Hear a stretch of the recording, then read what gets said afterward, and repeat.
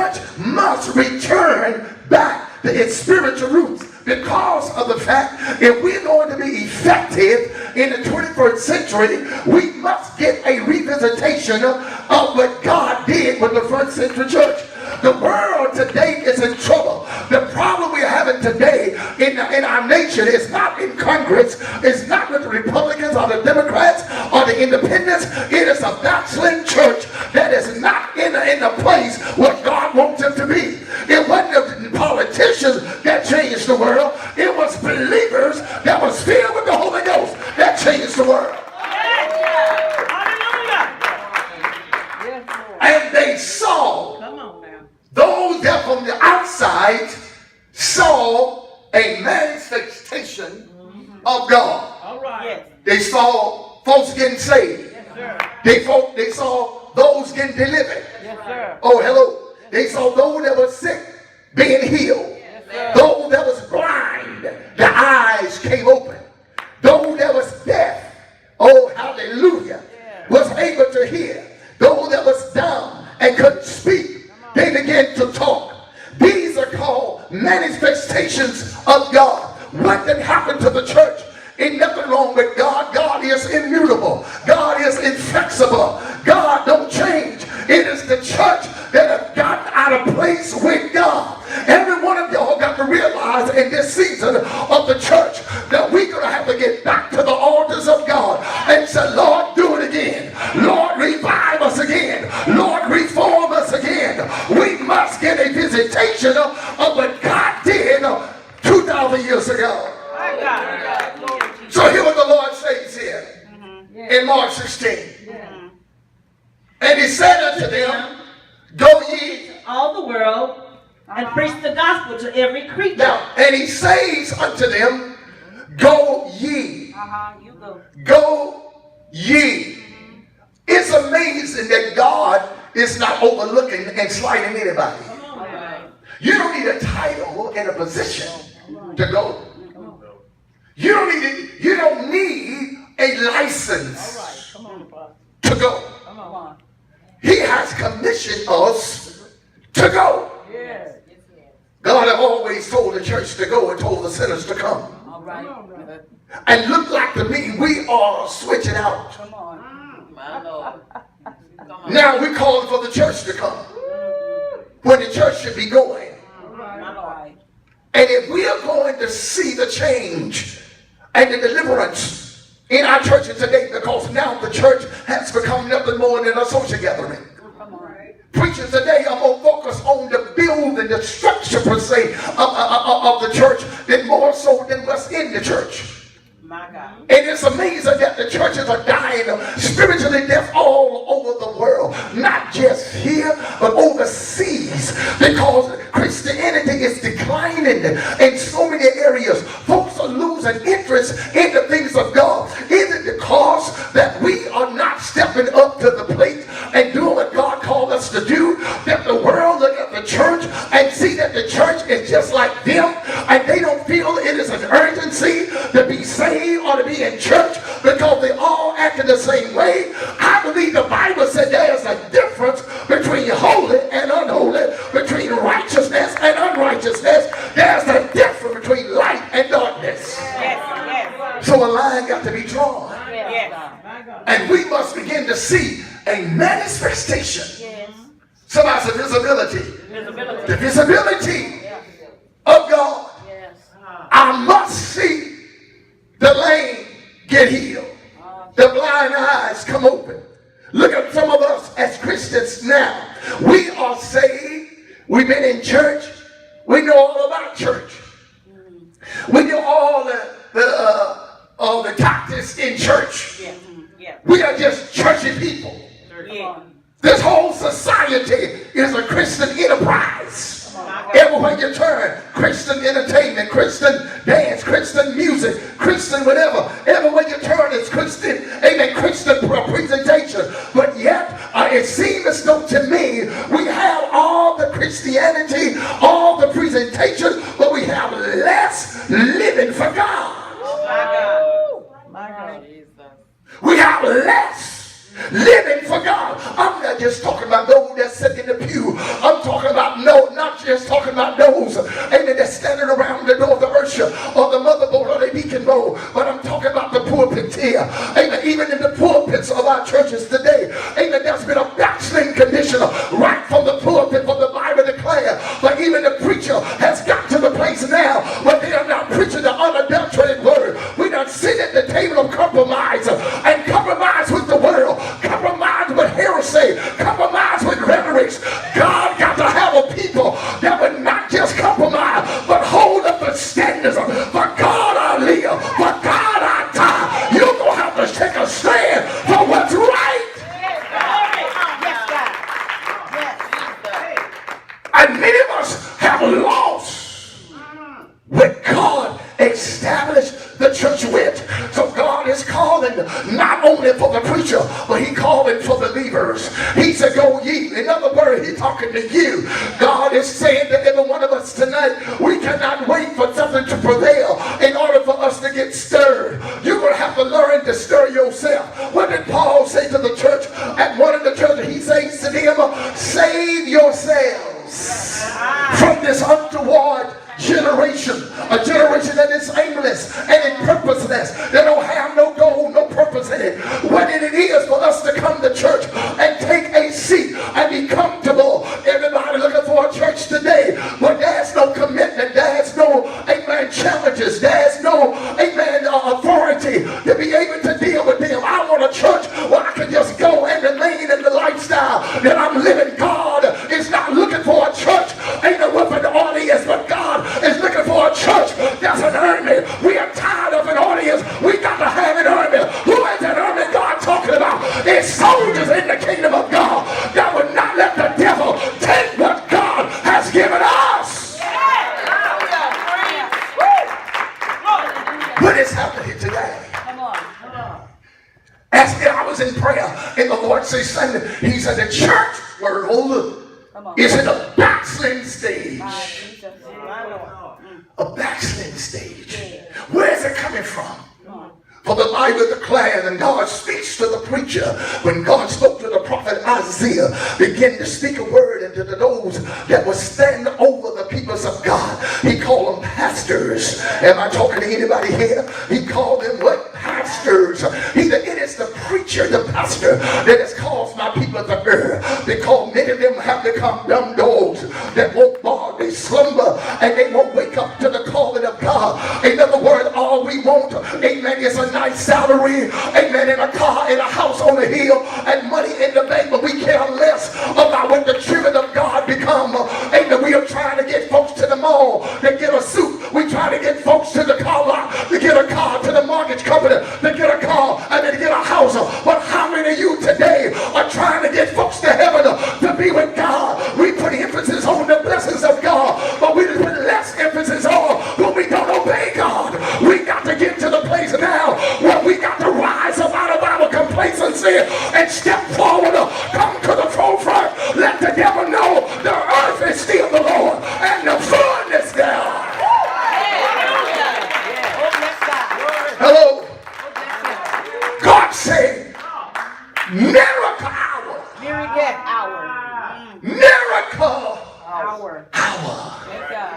I notice everybody, even the ecclesia, the preacher, every preacher wants to try to imitate and be like another preacher. There's nothing wrong with that. For you to have the resemblance of those that you was birthed through and imparted into your life. But there's something else. We got to go far beyond that. And what is that? It is the pattern that Jesus left. If you want to pattern your ministry after any ministry, pattern your ministry after the greatest ministry that ever walked on planet Earth. And that's Jesus Christ. What did Jesus do? He didn't just preach and teach, but he had signs, miracles, and wonders. If I'm going to say I'm taking on with Jesus, amen, left here, let me follow his pattern.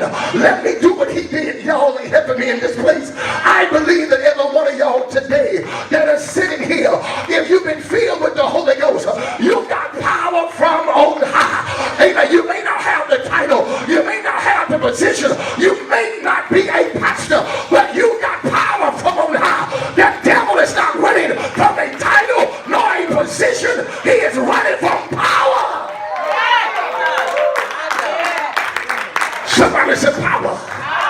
So here the Lord says in the 15th verse, go ye. Yeah. Into all the world. Oh, wait a minute here. He's talking to you. Somebody say you. You. Go you. You go. Go ye. Go you go. Yeah. Huh? Go where? All the world. Into all the world. Oh my God. If there was a time we need to rise and become spiritually awakened, amen, it's now. If there was a time we need to turn the plate down and begin to fast and pray and lay before God, it is now. If there was a time that the preachers need to get serious about their assignment, if there was a time when those that in the pew, amen, will get serious about their salvation, it is now. If not now, when we see the condition of this country and the way this nation is going, it is out of control, and we are sitting around talking about what the conditions are, but we are not doing what the early church did. When Israel was faced with something in their lives, the Bible says King Jehoshaphat over there in Chronicles, when he was faced with something and everything was against Israel, and they didn't know what to do, they cried out to the Lord, what must we do? And God said to King Jehoshaphat, either pray and fast. It always has been the solution. Prayer is not just you putting up a little prayer, God, I need a house, I need a car, and then I need my bills paid. No, let's go further than that. Let's get down on our knees and really pray. Let us pray and say, Lord, I got to see a change in this community. We got to see a reduction in crime. We got to see something else happen in our families. We got to see the change that will take place that money cannot do nothing with. Hallelujah. Yes, Lord. So the Lord says, it is not so much of what's out in the political arena. Not even so in the social arena. Come on. That is not it. Our condition is really not political. Come on. It is moral. Yeah. That's it. The root of the cause is S-I-N-S. All right. Can y'all spell that? Yes, sir. The root of the problem is S-I-N-S. Sin. Yeah. And God says, if we are going to be revived, we're going to be reformed, we need a spiritual reformation from God. Oh, we need God to visit us like he visited Jeremiah. We need a visitation of reformation. Yes. Oh, my God. Somebody say reformed. God need to do it again. Oh God, somebody said, Lord, do it again for me. Lord, do it again for me. Get my focus back. Give me my consecration back. I got to get this thing back in my life. I am concerned tonight after much prayer. If the Lord say, amen, something is lacking in the church. Why is it that, my God, we are now allowing the devil to take a Sunday, a day that many of y'all would take the time to be with the family and go to church. Then what we do, we go home and pull ourselves up in a comfortable chair and get a remote control to watch some city gangster displaying bravery, and then we rise up from there and we go out the next day and face all kind of condition. We're gonna have to get serious about the things of God. God is not some remote being in the universe that's beaming over this nation.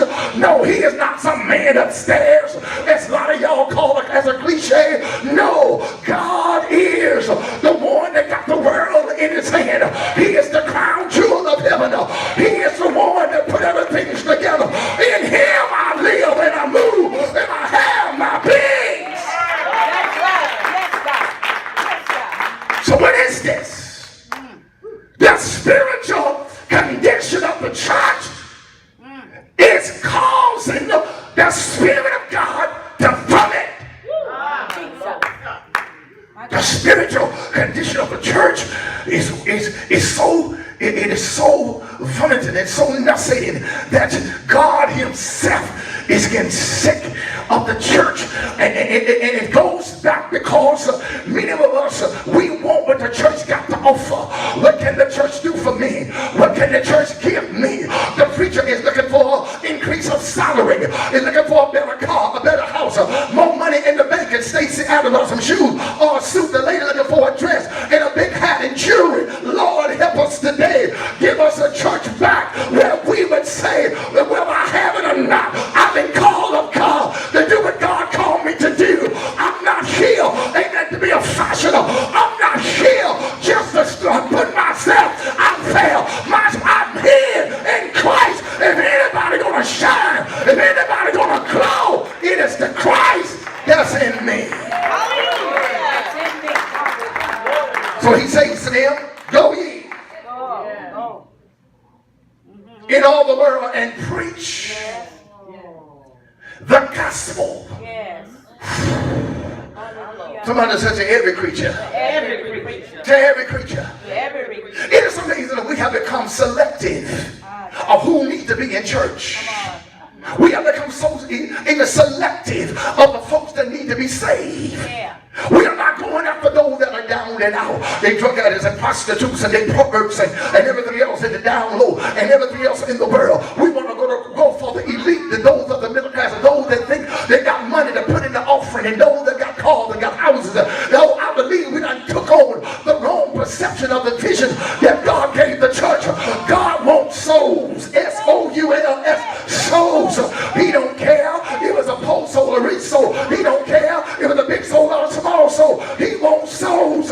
Whether you're rich, got a car, don't have a car. Whether you got a job or don't have a job. He wants souls. And that's what happened today. We are trying to be selective of who's going to be saved. But I heard God say, come with and come without. Either it don't matter what you have or what you don't have. Either come unto me just as you are. That's the word now. Hallelujah.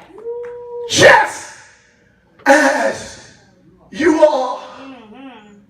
Can we deal with the people that's in a state of being just who they are? Come on. Come on. Or do they have to be of a certain class? Okay, come on. Live in some upper class neighborhood and drive a certain car and make a certain salary a year? Do we have to be selective in the soul? Are we looking for the people wealth? Are we looking for the people soul? No, come on. Are we looking for the sheep? Are we looking to shield the wool off the sheep? My God. What are we looking for? Are we really looking for the souls of men and women, boys and girls? Or are we just out here playing church without God? We show up on Sunday morning with a sermonette, amen, for Christianettes, and we are not saved yet. And we ain't all the thing we do is just show up. But God is tired of a sermonette from a preacherette, and then the Christian go outside and smoke a cigarette. God is tired. He got to have somebody today that'll live righteous, that'll live holy and clean before God. I got to get this verse. I got to let you go.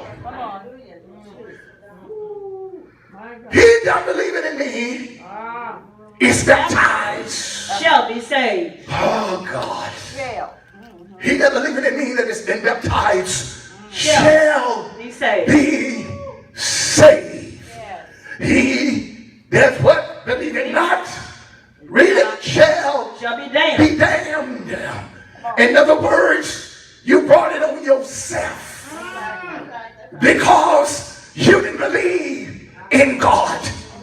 And the Bible says in the 17th verse, and in Mark 16, watch what God said, that when you obey me and you're walking in righteousness and walking upright before God, no, don't, amen, denounce what God is doing because your faith is not there. Don't denounce what the Bible says because you don't believe. The same God that healed thousands of years ago is still healing today. The same God that saved thousands of years ago is still saving today. What is happening right now in most of our churches, folks are not really getting saved. We are recycling church folk. That's right. My God.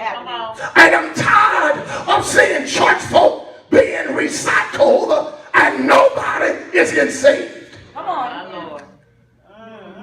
He says, and these signs shall follow them shall follow them that believe. that believes.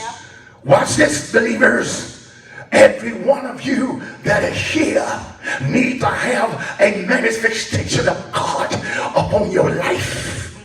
You on your jobs, you that's working in the marketplace, you that's in the community, somebody ought to know you are Christian not just by your title or your name, but by a manifestation of your lifestyle. Yes. They need to see something visible. Amen.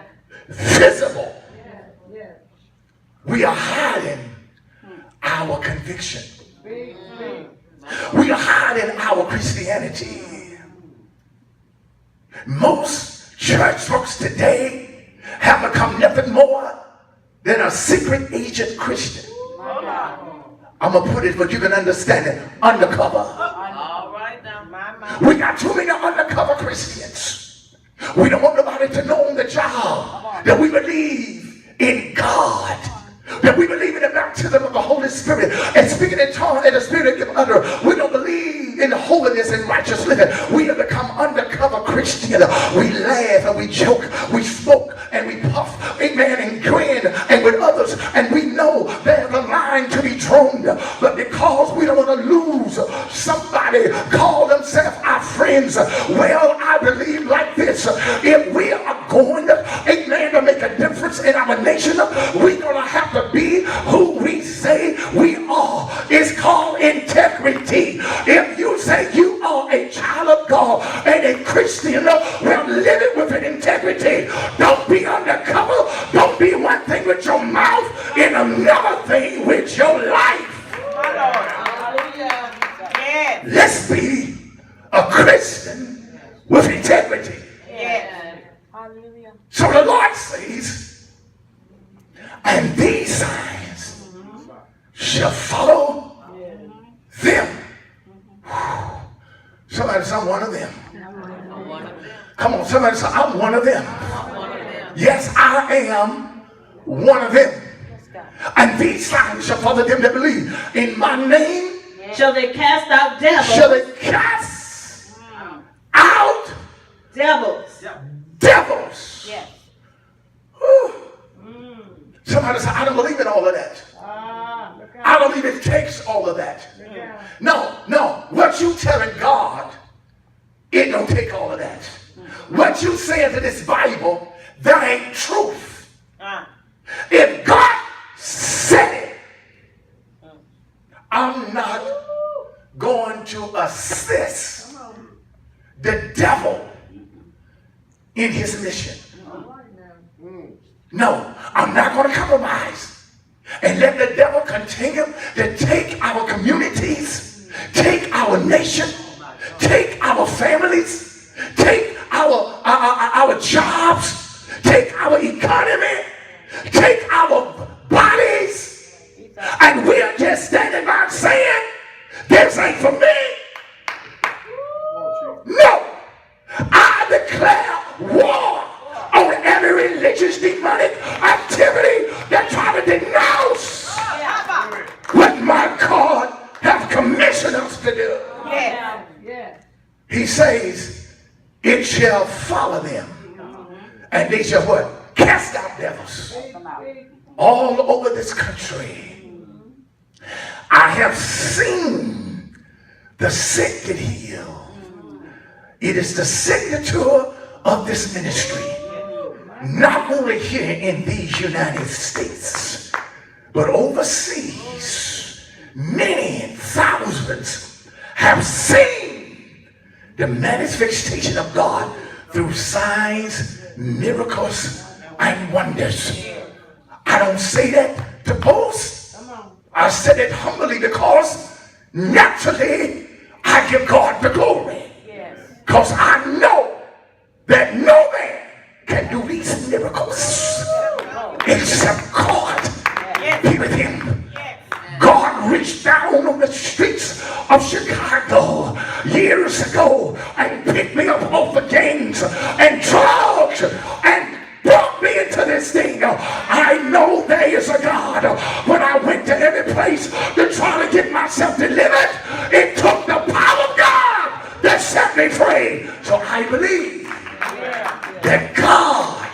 is still working miracles. And look what God says. When I saw the miracles around the world, I was in a place not long ago in Lynchburg, Virginia. And while I was there, I had rented the auditorium to have this crusade. And it was this auditorium that belongs to a seminary in that particular city. And when I went there, the dean of the seminary that was what I was talking with and contacting for this crusade, for the use of this particular auditorium, this particular man called himself a dean over a Christian setup seminary. Come on. He comes to me, and when he comes to me, he questioned the ministry that God has given me. All right. He said, Dr. Benson, do you believe in all of that miracle stuff? Come on now. Now this man is the dean of the seminary. Come on now. Do you believe, Dr. Benson, that God is working these miracles today? I said, yes, I do. I said, I believe it. He said, well, tell me, what is the greatest miracle that you ever seen? I said, sir, the greatest miracle that I ever seen is when God saved me from the lifestyle I was living. And I said, since you asked the question All right. of the first miracle greatest miracle I ever seen, I'm going to let you know what will be the second greatest miracle that I want to see is when you get saved. We got too many today that are sitting in the classroom of professors and teachers, and we are hearing what the professors say. We are hearing what the deans say. We are hearing what the teachers say. We are hearing what the instructors say. And we walk out of the classroom and deny what God says.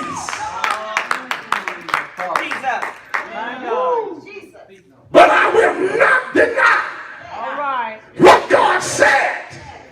He said, you shall cast out demons. Come on, demons. Read the verse. They shall speak with new tongues. They shall speak with new tongues. They shall take up serpents. They shall take up the poisons. Come on. If they drink anything deadly, There's nothing, amen, can happen to them, amen, that will take them out when the hand of God is upon them.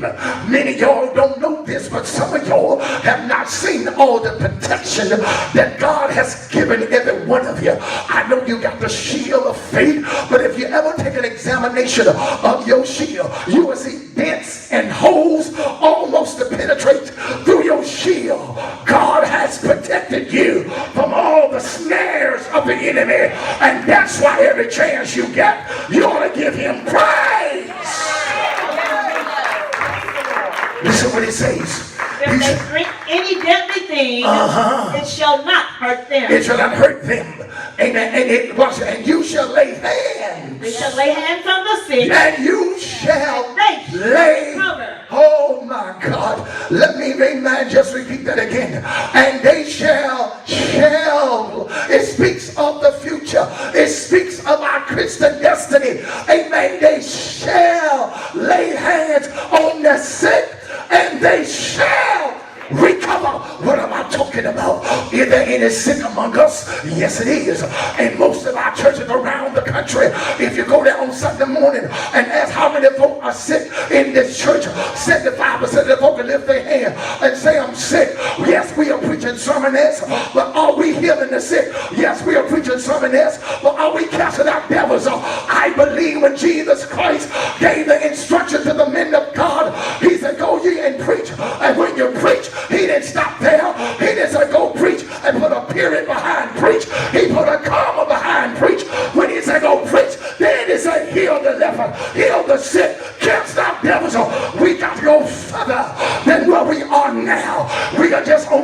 surface, the church is suffering. The nation is suffering because the church is too far off course. We off schedule. But look at the 19th, look at the 20th verse. So then after the Lord had spoken, In the 20th verse. and they went And forth, they, oh, glory to God. And they, went forth, wait a minute, who are they? Somebody's a Holy Ghost filled believers. Somebody's a Holy Ghost filled believers. And when they went forth, oh, glory to God.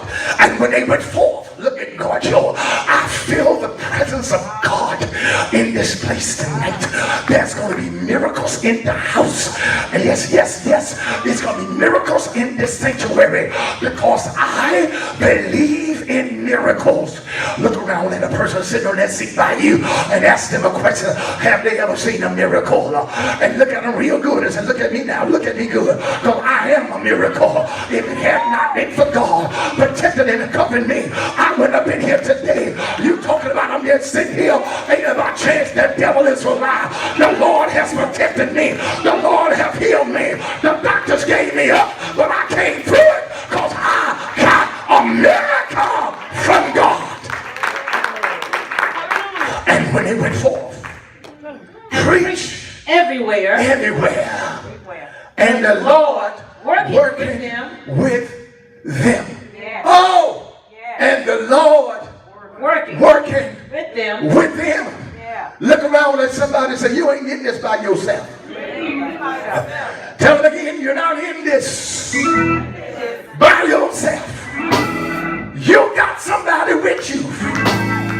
And the one that is with you gave you a promise. And the promise was, Lord, I'll go with you even to the end of the world.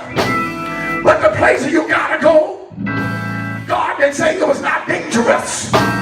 It is dangerous. It is hostile. Because I heard Jesus say, I send you as sheep among wolves. And we know when I common sense that a sheep is helpless in the presence of a wolf. But if the Lord is with you, come on, wolf. Come on, situation. Come on, Goliath. If the Lord is with you, you ain't got to have a whole lot of folk.